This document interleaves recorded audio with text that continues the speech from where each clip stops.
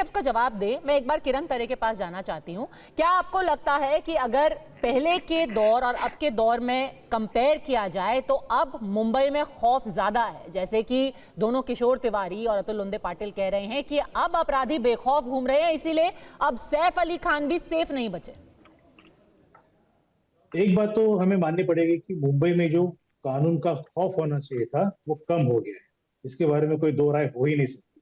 जिस तरह से वीआईपी को टारगेट किया जा रहा है, सेलिब्रिटीज को टारगेट किया जा रहा है, गुनहगार जो है उनको लग रहा है कि पुलिस कहीं ना कहीं एक्शन नहीं ले रही है, एक्शन लेने से चूक रही है। हमारे लिए ओपन ग्राउंड है, इसलिए ये जो सारे कल्प्रिट्स है, ये जो सारे गुनहगार है, उनका कहीं ना कहीं हौसला बढ़ गया है। इसी वजह से मुझे लगता है कि मुंबई में कानून का खौफ कम हो गया है। लोगों में खौफ तो पहले से था ही। लोगों में खौफ तो सामान्य जनता जो है वो तो ऐसे ही खौफ में जी रही है मुंबई में।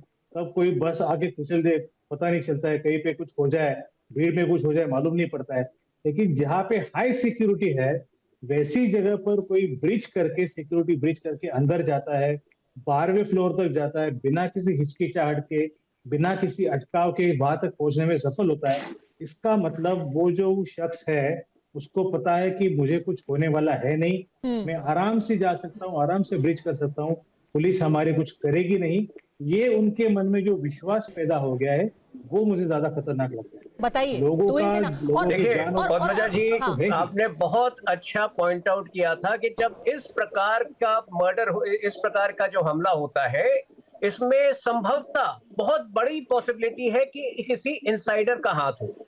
ठीक है, तो जब तक जांच पूरी नहीं हो जाती इस तब तक जो है तमाम तरीके के अटकलें लगाना मेरे ख्याल से सही नहीं है। एक ज्यादा समय नहीं लगने वाला है, 1-2 दिन लगेगा, पूरा जो है माजरा क्लियर हो जाएगा। मैं आपसे पूछ रहा हूँ कि इंद्रानी मुखर्जी की जो स्टेप डॉटर की जो हत्या हुई थी आज से 10 साल पहले, क्या आप उसको लॉ एंड ऑर्डर का मामला बताएंगी या वो निजी कोई इशू था? ठीक उसी प्रकार कुछ ऐसी हरकतें, कुछ ऐसी इंसिडेंट जो होती है उसको लॉ एंड ऑर्डर के दायरे से आप कनेक्ट नहीं कर सकती, क्योंकि मुझे जो प्रारंभिक जो इन्फॉर्मेशन आया है किसी इंसाइडर वो मुंबई का नाराज हो रहे हैं, किसी इंसाइडर की मदद के बगैर ये संभव नहीं है। हमला होने के बाद, सैफ अली खान को घर में घुस के मारने के बाद, पुणे में बिंदास गोलियां चल रही, उसके बाद नागपुर में 8-10 मर्डर होने के बाद, भीड़ में जो मंत्रियों के ऊपर और बीजेपी के लोगों के ऊपर आरोप होने के बाद पद्मजा जी चमड़ी छिल दी। एक और मैंने बस इतना कहा कि आप इसको मत जोड़िए, इस तरह से अगर इसको मत जोड़िए, आप नागपुर में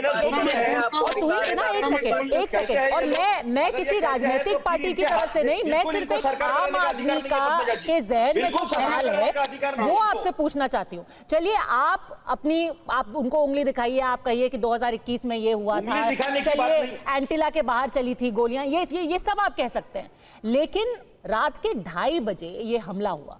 अब क्या वक्त हो गया है? 6 बज चुके हैं, 12 घंटे से ज्यादा बीत चुके हैं, करीब 16 से 17 घंटे अब हो चुके हैं, और आपने अभी तक पकड़ा नहीं है, एक आदमी गिरफ्तार नहीं हुआ है। आम आदमी तो सोचेगा ना, इतना हाई प्रोफाइल केस, तो इनसे ना इतना हाई प्रोफाइल केस।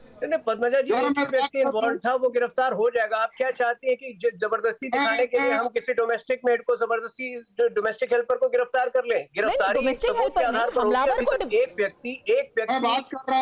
व्यक्ति इसमें संलिप्त पाया जा रहा है और उस व्यक्ति की तलाश होगी। मुझे पूरा यकीन है अगले 24 घंटे में वो गिरफ्तार हो जाएगा।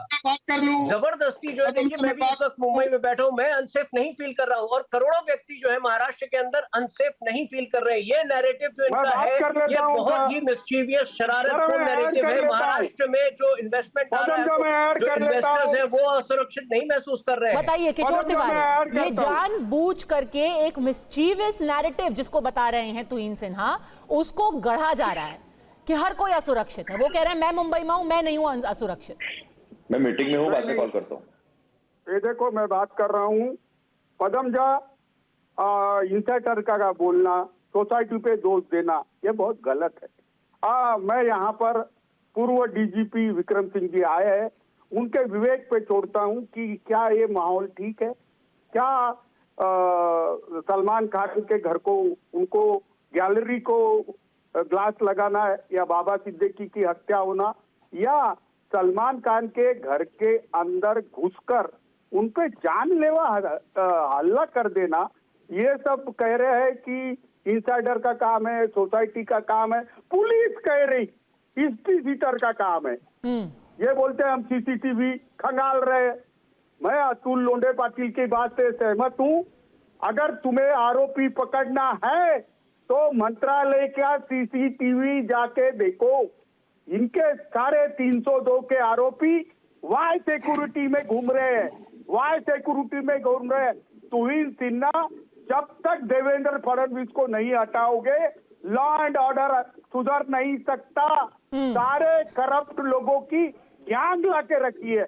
और मैं शर्म के साथ बोल रहा हूँ, मैं शर्म के साथ बोल रहा हूँ कि देवेंद्र फडणवीस को वफादार बोलकर हमने एक जमाने में प्रोजेक्ट किया था। तुहिन, तुम्हें कुछ नहीं मालूम। तुहिन, वो परिवार का अपमान मत करो, सोसाइटी का अपमान मत करो। तुम्हारे लोग निकम्मे हैं, तुम्हारे लोग करप्ट है, पुलिस वाले भ्रष्ट है और लॉ एंड ऑर्डर से कॉम्प्रोमाइज कर चुका। अरे समीर वानखेड़े तरीका अफसर और यही बॉलीवुड से पैसे वसूल कर रहा था और बीजेपी वाले उन्हें प्रोटेक्ट कर रहे थे। अब देखिए सीबीआई वही कह रही है, या यही बात आएगी आगे कि ये एक सर अगर प्रोटेक्शन होता तो फिर उनका ट्रांसफर या फिर उनके खिलाफ एक्शन नहीं होता।